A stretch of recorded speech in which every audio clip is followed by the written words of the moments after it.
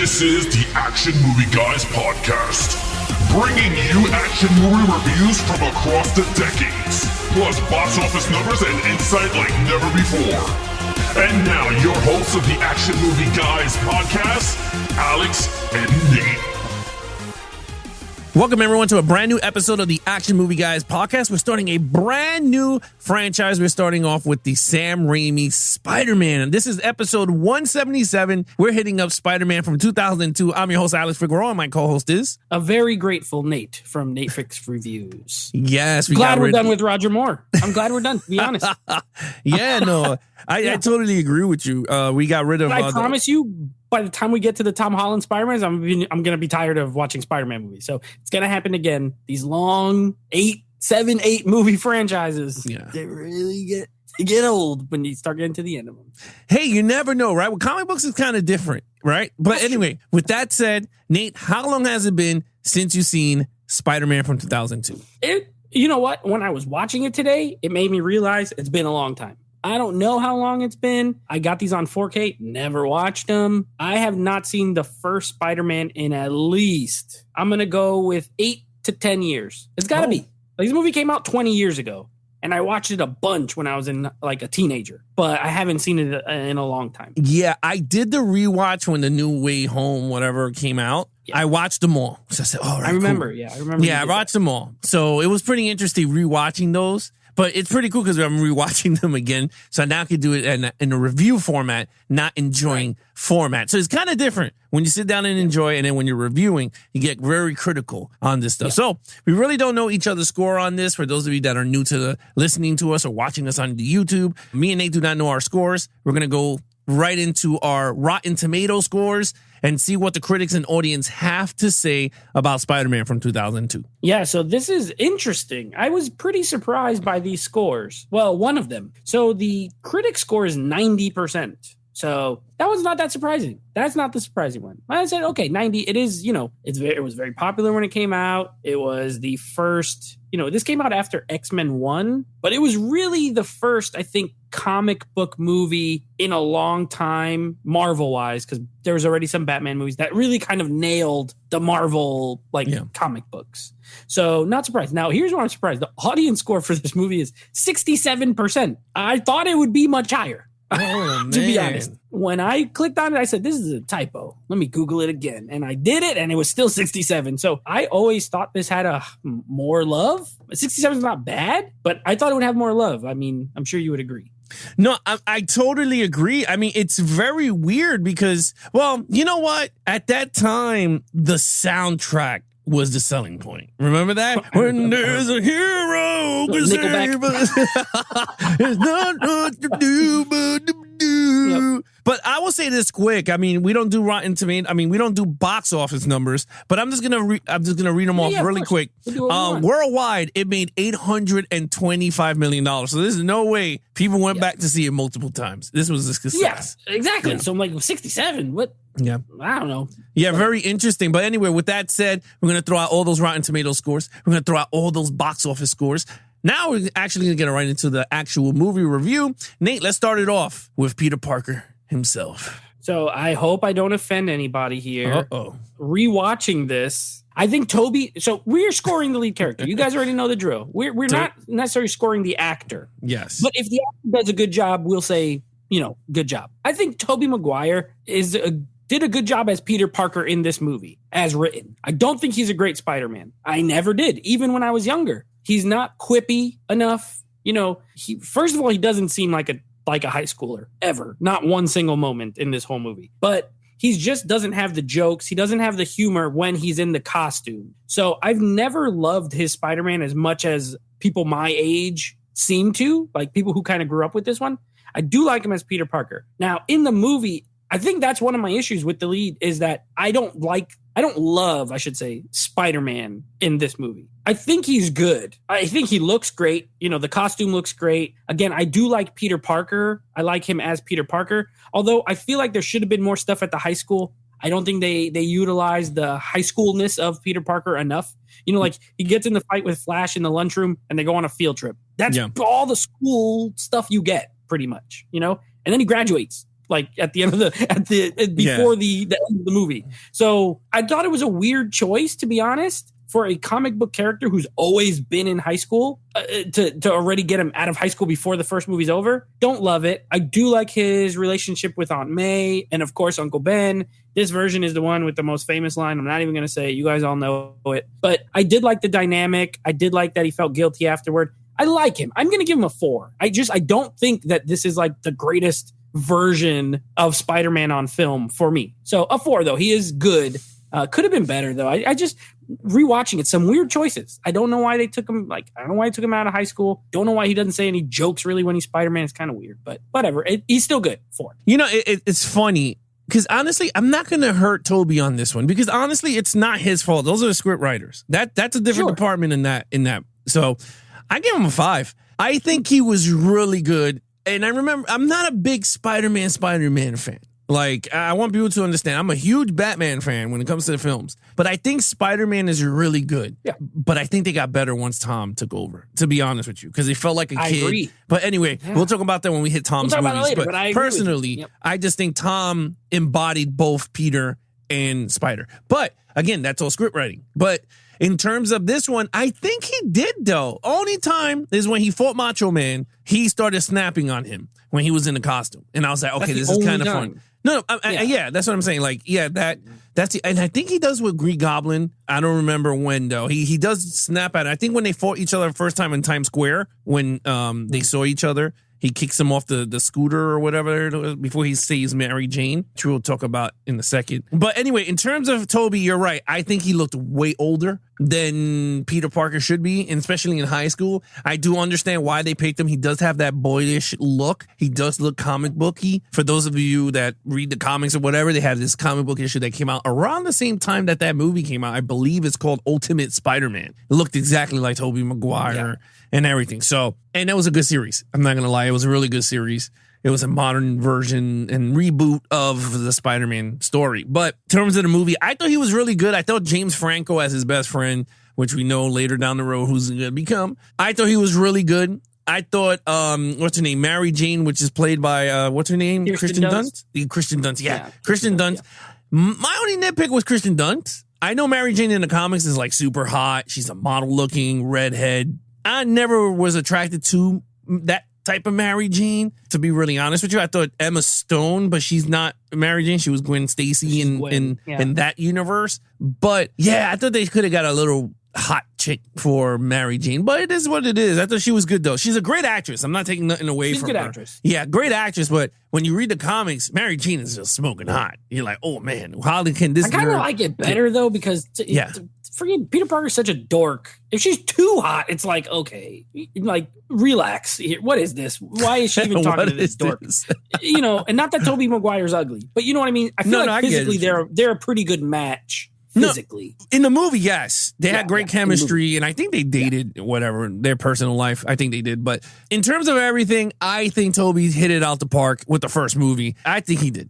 You didn't like him as much, but I do understand where you're coming from. I do understand. I didn't like Spider-Man. I liked Peter Parker. It's the same when we go through the Batmans. Some have a good Bruce Wayne, and some is not good as Batman. So it's going to be fun when we go down that avenue also. But anyway, let's get to the good one. Main villain, Willem Dafoe as the Green Goblin. Listen, man, we don't even got to say nothing about this because this is a 5. He is a 5. He is fantastic.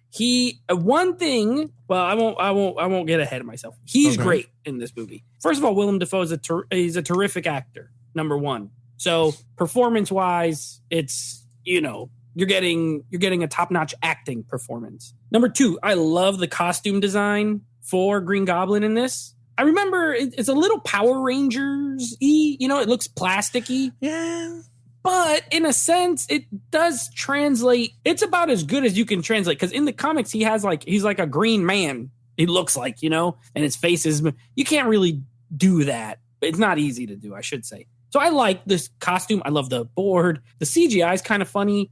That's one area where we were talking about off air, the 4K. It shows some of the CGI work 20 years old looks kind of, especially anytime there's smoke coming out of that thing, it looks horrible. But other than that, it's not, it's the age. I'm not going to mark anything off. But Willem Dafoe is great. I love the thing with the mirror when he's like talking to himself and like one of them is crazy and one of them is normal. Great scene. He finds out who Peter Parker is. He freaking blows up Aunt May's room. He goes right for Mary. Like, this is a great villain who goes right after the hero and makes him make some really tough choices. He has forced him to kill him, his best friend's dad. Like, there's a lot going on with the villain, and I loved it. So 5 out of 5 for me.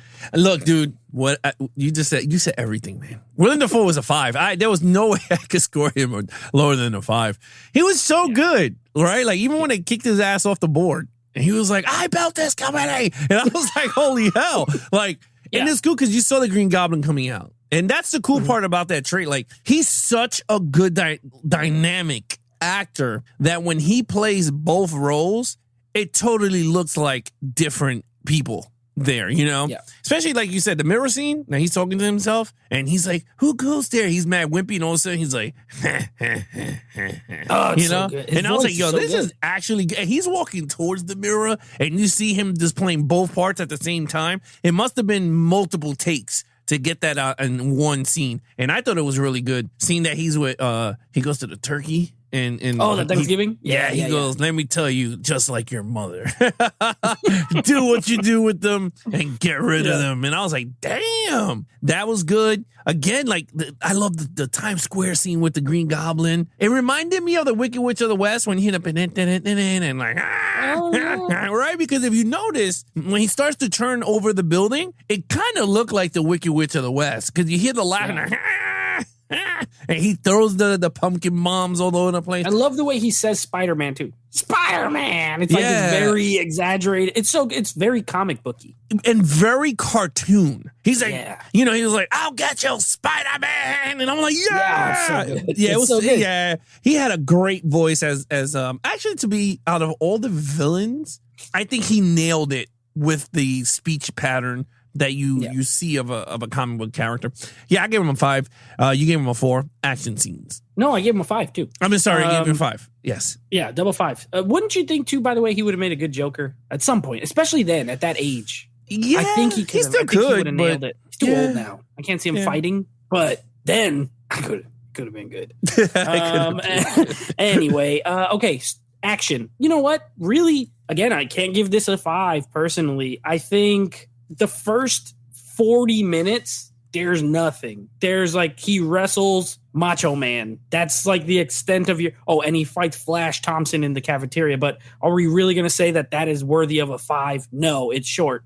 Are we going to say the wrestling match is worthy of a 5? No, it's short. After that, he does some, some little odd job Spider-Man things, which are cool, but again, nothing earth-shattering. The first big set piece is the Times Square set piece, and it's really good. It is really good. Don't get me wrong. I like it. And then you have, of course, later, there's some more fighting between... Most of it's just him and Green Goblin going back and forth a little bit. But even in the Times Square scene, if you remember when they're down and they're like fighting hand to hand, this was... So there's CGI at the time, but they went like just guy in suit versus suit. And it's kind of slow. You'd feel like it would be like a cooler or faster fight, especially if it was made modern day. And he like throws one punch and he catches it and then he gets kicked. And he goes flying across 30 tables. So maybe the limitations of, and maybe Raimi, he's not known for action movies per se. He had done a little bit of action stuff before this, like Darkman and Quick and the Dead, but they're not like all out big, action films. So the action is good. I gave it a 4. I do think it quenches your thirst without being, it's not exceptional. I have to save my 5s for exceptional action. And this is good action for a comic book. I actually think this series has better like the Toby movies have better action after this movie. So I give this one a 4. And it's funny. This movie, I gave the action sequence a 4.5. I thought it was really good. I do understand what you mean, but I mean, the first half it was just developing him getting bit by the spider. But I do enjoy this, and it holds up though. I mean, I know we talked about the special effects and all that, and at the time it's not what it is now. But I thought the practicals kind of worked also. It did. It looked very well done, like him taking photos, and it looked like him hanging and doing all this stuff. And I was like, one thing Sam Rami does very well, he knows the character very well. And I don't know about you, maybe you agree with me or not, but I could see Sam Raimi helming a Superman movie, and it feels like a Richard Donner version. Because this is what this felt like, a Richard Donner version of Spider-Man. It looked great. It was very colorful. Like that New York looked very colorful. It wasn't dark. And it looked like a comic. Like it was raining. It looked like a raining scene. Spider-Man doing his stuff looked very great at the time, 2002. And I thought the fighting was good. Yeah, and I thought the fighting was good. I thought the ending was awesome when he has to choose, what would it be, your girlfriend or a bunch of kids? Yeah. I was like, this is actually really good. The Green Goblin scenes were really good. Times Square was actually, again, it felt like a comic book movie. And I'm not going to go too crazy because it reminded me so much of like Smallville. Like it's not that much of a budget, but you got what you got. And I enjoyed it. And I thought it worked very well. So I give it a 4.5. I thought it worked. For this type of movie. And there was a lot of practical effects of the blowing up, the buildings collapsing. So I gave it a plus. Off the thing in Times Square, it's like a rig. It's real. It's not CGI. So yeah, I agree. All right, here we go. Let's go with storyline. Okay, so this is an origin story. Again, this is one of those scenarios like when I had in my head what I thought I was going to score this, and then when I actually watched it, it was slightly different. I think it's good. It's an origin. Again, I've never, and this is not just this, in this case, this is not just for this rewatch. Even when I've seen it before, I never loved the first act and a half of this movie. I love the third act of this movie. I think that it's really, really, it ends really strong. I do always find myself feeling like this movie's 2 hours, but it feels way longer because the beginning part, there's a lot of buildup. I get it. You're introducing, but this is one of those characters that I think people kind of know. You don't have to spend as much time. And even then, like, even still, like, you don't get a lot. Again, you don't get anything at high school, really. Like, it'd be one thing if you were setting up his dynamic with Harry and Mary Jane more, but you don't. Like, you don't get a lot of that. So I don't know. I don't love the first 45 minutes. After that, I think the movie picks up. I think it's a good origin story. Gets bit by the spider. I hate that they changed the webs to come out of his skin. I think it was a weird choice. Doesn't even have any holes when they show his arms. It just magically shoots out of him. It's kind of bizarre. I'm not a fan of it. I've never liked it. I'm like, He has web shooters. Also, it takes any tension away because if he just manufactures it from his body, he's never going to run out. Whereas if he has web shooters and he runs out, it's like, oh, shoot, what's he going to do? So it takes some of the tension away. I don't love that. But I do like the story. I think overall it's good. Great villain. I give it a 4. It's strong. It's a good start. Yeah, I've never loved the first almost hour of the movie. Like the first half it's not that exciting. And the second half's really good. So, but I'm still going to give it a 4. Yeah, when it comes to story, I gave it a 4.5. I thought it was good origin. Better than most origins out there in terms of accurate. Pretty accurate to the comics. And I thought it was really cool. I mean, I know the whole thing, what you mean about Uncle Ben dying and, the same as Batman's parents getting killed but the difference is that we didn't have multiple Spider-Man movies. Whereas Batman, we have like 20 different renditions before the time Spider-Man came out. You know what I mean? You had the Keatons, you had the other ones, and they keep giving you the same damn parents going down the hallway. And you're like, oh, damn it, here we go again. Well, at least with Spider-Man, I do agree with you. I kind of enjoyed they show Uncle Ben because this is the first him on screen for a long, I think this is the first time in a long since the 80s or 70s version of the film. So for me, I think it worked very well for the storyline. Yep. The Green Goblin was a perfect choice for this movie. I was happy that it was not a twofer in terms of two villains in one. I like the conflict between him and Harry. Harry was a dick. He went out with Mary Jane, didn't say nothing. So I kind of like all of that. I was like, this kind of worked very well. And I like that he found out that Peter Parker was Spider-Man. I mean, I agree with you in a lot of stuff, but I think the storyline fit very well. I think Sam Rami and the crew did a very good job in terms of the storyline here and bringing it to life. So I give it a 4.5. What's your overall? Okay, so overall, I gave it a 4.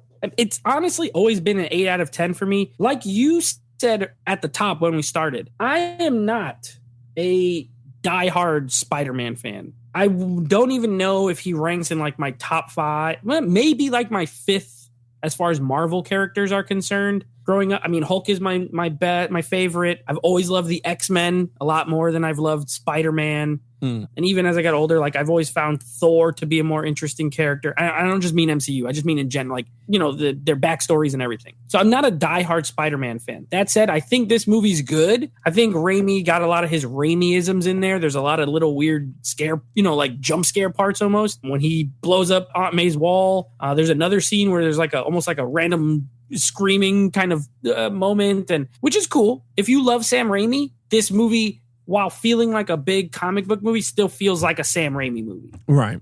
So I think he walked the line very well. But it's never been my favorite Spider-Man movie. It's still not my favorite Spider-Man movie. It's good. I give it a 4 out of 5. Yeah, look, this movie, I give it a 4.5. I think it was a great movie. Overall, it's a great origin. It's a great movie. I can understand why people love Tobey Maguire as their Spider-Man compared to the other ones. Especially, it's like the whole debate with the Bonds. What generation you're in, you're going to like that actor over the others. I'm okay with it. I am fine with it. Sam Raimi, I think he's an excellent director for superheroes. He knows how to put you in the movie. Doctor Strange, we'll talk about that whenever we get to that movie. But I think he did a great job. And a cool fun fact, because I was watching the movie, I said, holy crap, I didn't even notice this until watching the movie. Ash's car is the robber's car. While Spider-Man was jumping on top, it was Ash's car. Well, first of all, his car, if you look at any Sam Raimi movie, his car is in his films. That's the thing about it. He has to somehow put the car in it. So in Doctor Strange 2, the car is in the scene. In this movie, the car's in this scene, which is kind of hilarious, but it's in the scene that Spider-Man jumps on and try to stop the robber. I gave it a 4.5.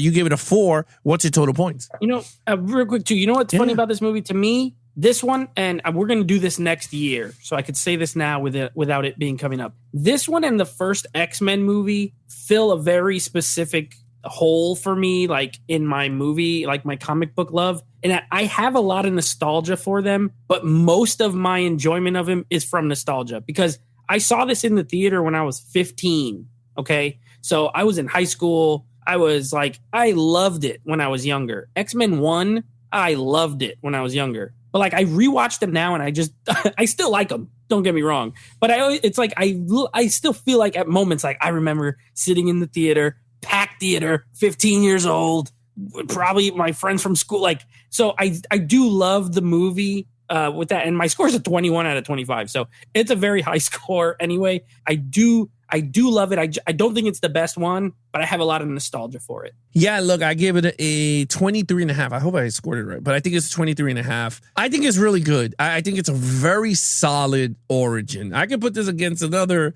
few other first starters, and it's not good at all. You just go, okay, I'd rather pick Spider-Man over this. Like, honestly, if you ask me, Ghost Rider, X-Men 1, I would pick this over X-Men 1 any day. X-Men 1 is not as good as this movie. It's not as good as this movie. Like, I love it, again, just for nostalgia. Right. But it's not as good. You're right. It's not even that accurate to comics or anything.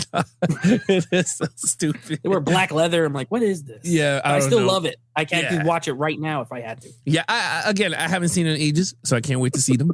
But again, it did a great job. I think Sony and Sam Raimi did a great job putting this movie to life. So with that said, Nate, what is coming up next? Oh, we got some treats for you, my friends. We got some treats. So next episode, we are wrapping up our 2010s decade watch through. We're done with the decades after this next one. We're going to be doing a little bit of Edgar Wright's Baby Driver. And then next week, of course, another Sam Raimi Spider-Man movie. We're going to Spider-Man 2. So we'll be reviewing that one next week. Yeah, so there you have it, guys. If you want to follow us on our social media accounts, please follow Nate over on Instagram at NateFlixReviews. Check out the podcast with him and his friends called NateFlix Movie Reviews.